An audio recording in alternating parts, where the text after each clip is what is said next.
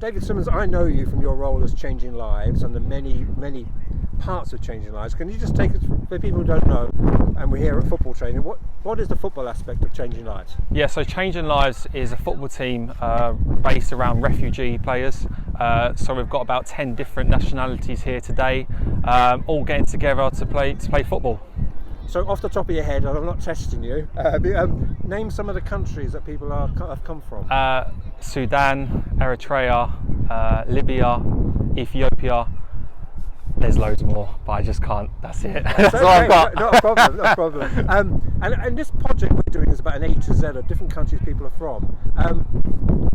Has football, in many ways, they've been all over the world, become a common language? Yeah. So luckily for me, football is a universal sport, and it's seen by so many people in different countries all across the world. So me showing or describing or doing something is easy in terms of football. I have got Fethi, who's the club captain, who translates for me, so make it easier. But yeah, it can be quite difficult, especially for the new ones that come over to the country. But often enough, football is that universal language, and it can speak for itself. And Fethi is from Egypt. Yeah. So what when we say translate, it can only be. Are there a limited number of languages you can translate to? It's very true. So that's why then I have to do lots of demonstrations, go over the practice, and do it again. And that's why I love it so much, because it's so different. The guys are from a number of countries. There are particular teams that you all seem to support. That's all. Is it a theme? There's a lot of Arsenal, which is great for me, but lots of Man City, Chelsea, Man United, the big ones. They do know this is a Spurs team. I try not to tell them. Okay.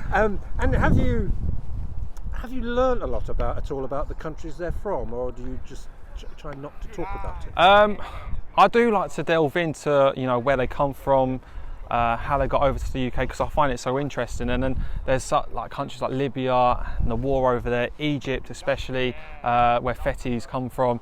There's lots of wars going on which the media doesn't really show, but then the boys sort of talk about. And I don't want to delve in too much, but it is very interesting as to why they come over and what countries they're from.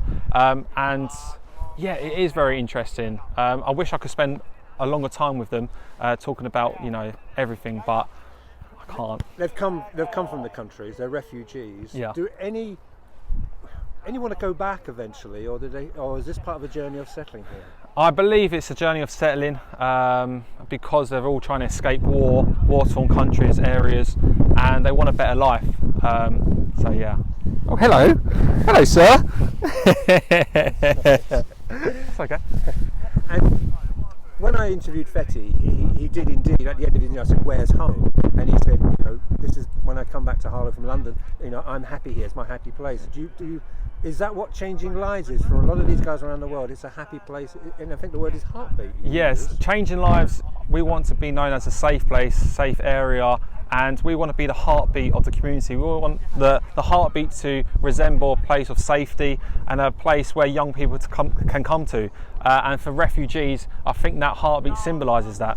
And also, here we are. There's other people want to do news items on you. There's the Guardian. There's possible documentaries. Do you see your job as an ambassador? Do you feel a sense of responsibility in what you do with Changing Lives? Yeah, 100%. I see myself as that acting voice that some of these refugees can't actually do, and I'm actually doing that for them. And I want everyone to see them as humans and see what other people can't see, and I think that's important.